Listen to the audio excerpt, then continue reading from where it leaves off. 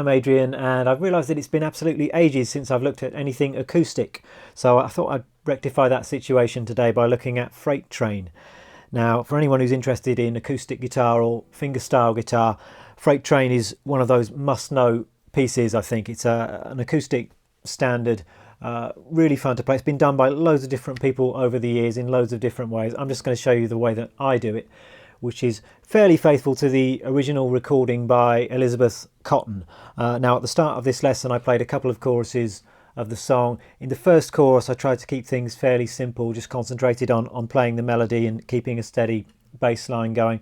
Then in the second chorus, I threw in a few fancier moves. So I suggest if you're fairly new to fingerstyle guitar, maybe start with the basic version, get that together first.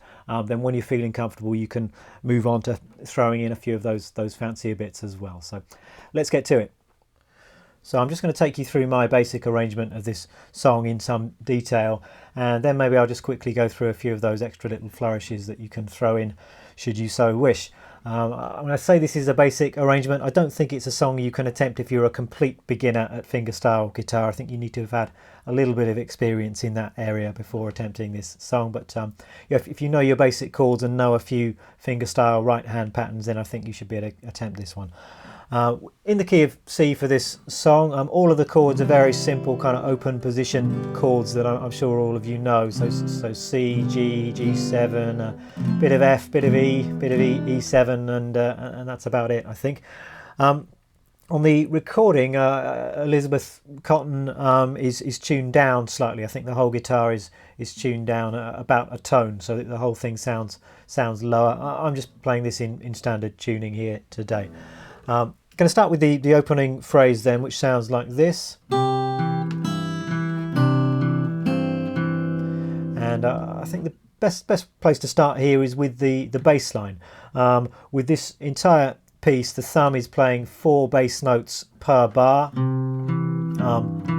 And with this piece and with a lot of fingerstyle guitar stuff, the thumb is the thing that's holding it all together. It's really important you have that nice steady thumb throughout, and then you're just adding in the melody notes on top of that. So what I'm doing here, I'm holding down a C chord, and with the thumb I'm playing the 5th string, then the 4th string, then I'm moving my 3rd finger over to the 3rd fret on the 6th string, playing that, and then playing the 4th string again. So that's our bass line.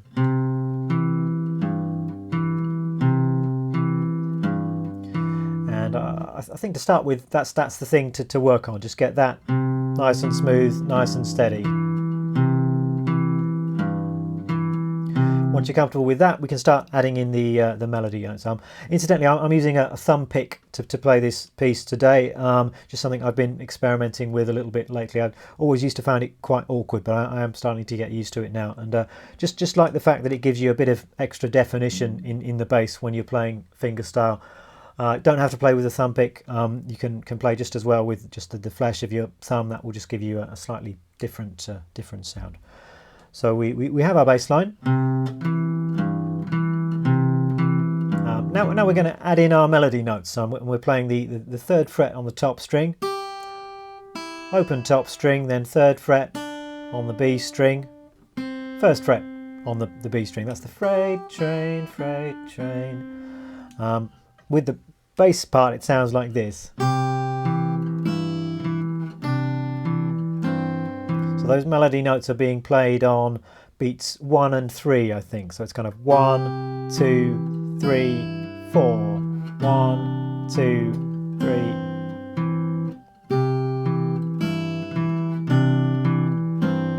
If you've never done anything like this before, I suspect you're going to find it quite tricky. I know I found this kind of thing very tricky when I was first starting to learn fingerstyle guitar. And the only way to get the hang of it is just to take it really slowly, take it sort of a beat at a time if necessary, get the coordination and the synchronization together, and then gradually speed things up. What I will try and do with this piece is to write it out in tab and music. I think particularly with fingerstyle guitar it can be very helpful to see this stuff written down. Then you can see exactly where the bass line falls and how the bass notes interact with the melody notes as well. So I think that can be quite helpful. I will put a link to that tab underneath this video. So we've got our opening phrase. As far as which fingers play the melody notes, I don't think that's too critical. I mean, different fingerstyle players have different approaches to this, so it's sort of whatever works for you really. Some people like the organised approach of kind of having the index finger play the notes on the third string, middle finger play the notes on the second string, ring finger play the notes on the top string. Other players just use the index finger and middle finger. Some players just use the thumb and the index finger. So really completely up to you on that score, as long as it sounds good and feels comfortable. I think I'm mainly using my middle finger for those melody notes there. Next bit goes like this. So we're changing to a G chord here. I'm fingering it like this, third finger, second, and little finger on the top note. The thumb is just doing this. So just going between the sixth string and the fourth string. The melody is the B string, and then third fret to first fret on the top string. So together with the thumb, that goes like this.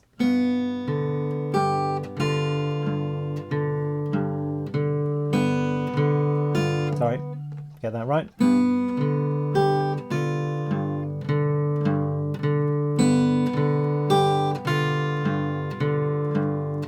So we've got 1, 2, 3, sorry, 1, 2, 3, 4, 1, 2, 3, 4. In the second bar there, you've just got the bass notes on their own.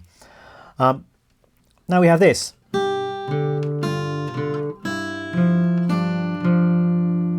Again, around a kind of G chord. This the bass part starts exactly the same way, just 6, 4, 6, 4. We've got the melody note on top, third fret on the top string to first fret on the top string for a kind of G7 sound. Then we've got this.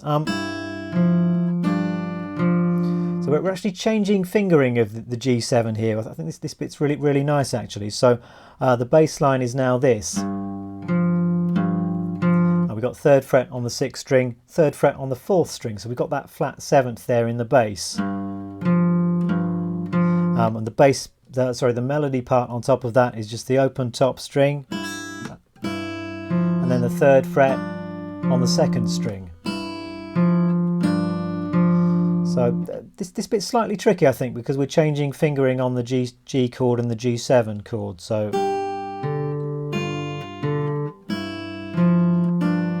again, just take that very slowly. Maybe just cycle around that section until it becomes smooth.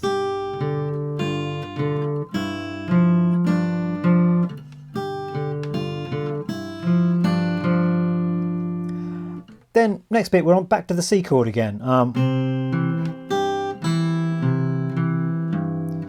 Fairly straightforward. The bass part is the same as before. The melody is first fret on the B string, and then third fret on the top string and open top string, and then just 4 bass notes. So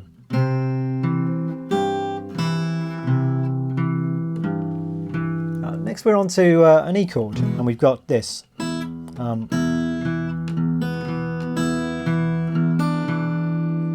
So the thumb is doing this, just 6th string, 4th string. Then the fingers are playing the top open E string. Then there's a B string there on the upbeat of 3, so 1, 2, 3 and 4. Then we've got the open top string again. Then I'm adding in the 7th there, the 3rd fret on the B string. And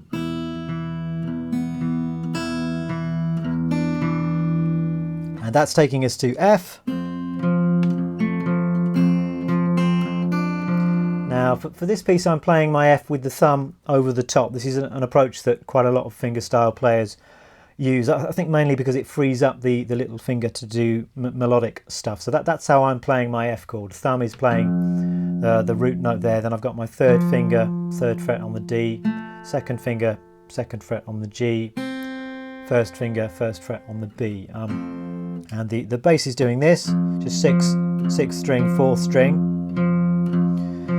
Then I'm playing with the fingers the B string. There's a little G string note there on the upbeat of 3, 1, 2, 3 and 4. Continuing like this with the B string again. And a couple of offbeat melody notes there, the first fret on the B, third fret on the B as well. So 1, 2 and 3 and 4. So the 2 bars of F all together.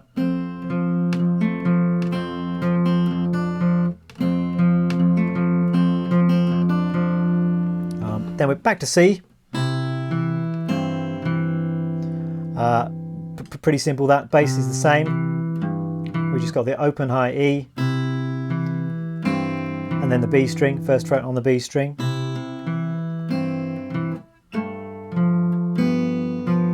Then we're kind of going to a G7, G9th sound, I suppose, here. So I'm playing the G note root here with my third finger. I'm playing that flat 7th again. This time I'm doing it with a different fingering. So third finger and little finger, like that. And my second finger is playing the 2nd fret on the G string on the first beat. And then I've got the open B string here.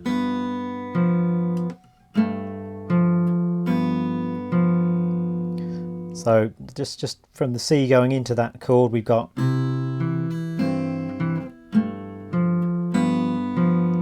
again, do check out the music and the tab if this is getting a little bit confusing. It is quite tricky to explain what's going on sometimes, and it's often a lot easier just to see this stuff written down, I think.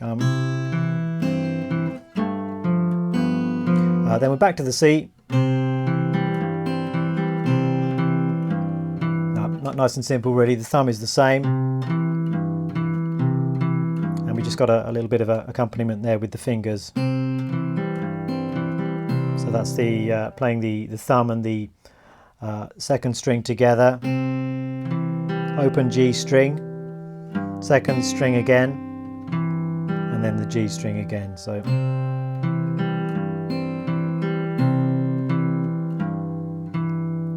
and then what happens is you just repeat the last 8 bars again. So we go back to the E,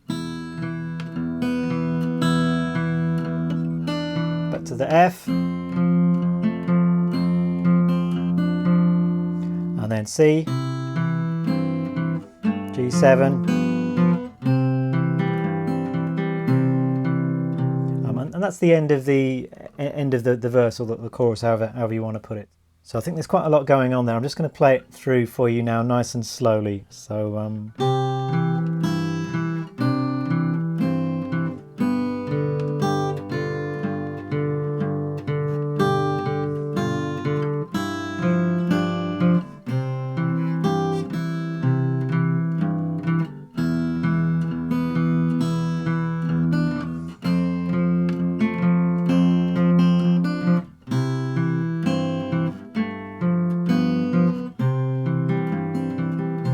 just repeat the last few bars.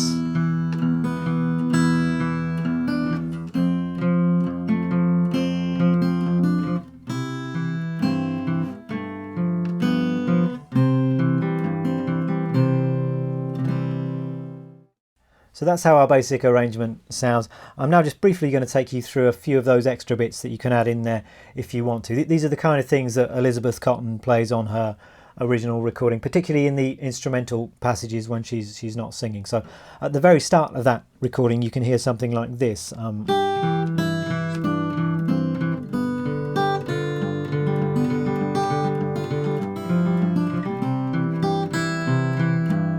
Something along those lines. Starts very much the same way as our original arrangement, but notice that on the C chord, Elizabeth Cotten doesn't tend to vary that bass note. She's just playing 3rd fret on the 6th string, 2nd fret on the D string for the C chord. So it's kind of got a 5th in the bass of that C chord throughout.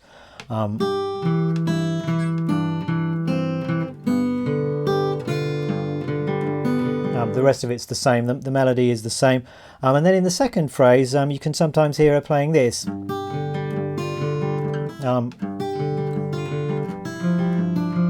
They're playing the same melody but kind of on offbeat, so it's 1 and 2 and then back to normal. Going into the E7 chord, you can quite often hear her hammering on with the index finger there, so something like this. And then on the F chord, more or less the same. Maybe some of the rhythm of the melody is changed, and then the turnaround bit is slightly different as well. The way that she plays it.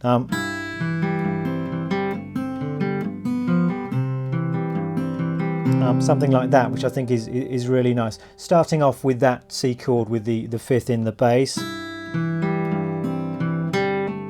hammering on the second finger at the second fret on the G string,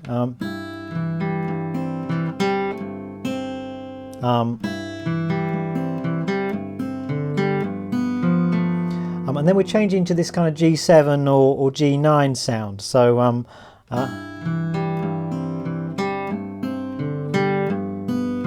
just there really. So again, we're hammering on from the open G to the second fret, also putting the little finger down on that F note, third fret on the D string. So again, a little bit difficult to describe this. Do check out the tab to get this bit absolutely right, but very slowly.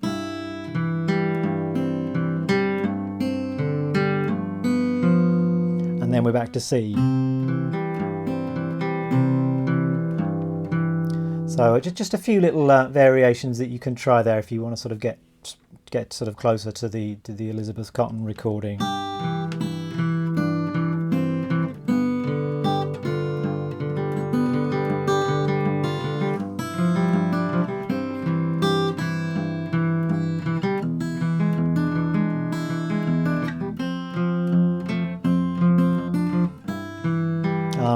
If I can get it right.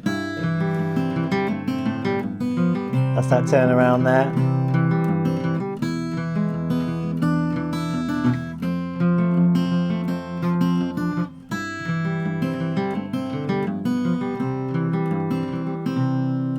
And just the little ending bit that I did, I think, was just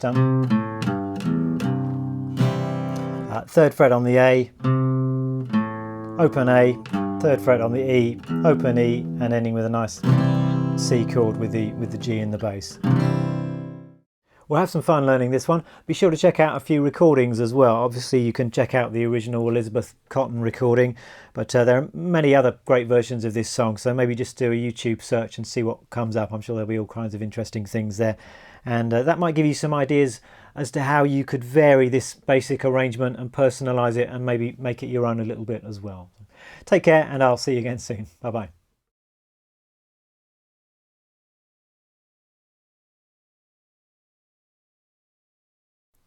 Lastly, for those of you that are interested, the guitar I'm using for this video is my Guild M20. It's a mahogany made guitar, mahogany top, sides, neck, everything I guess, and it's a smaller body size guitar. I guess it's a double O sized guitar, and nice and comfortable to play. Got a good balanced sound for fingerstyle playing.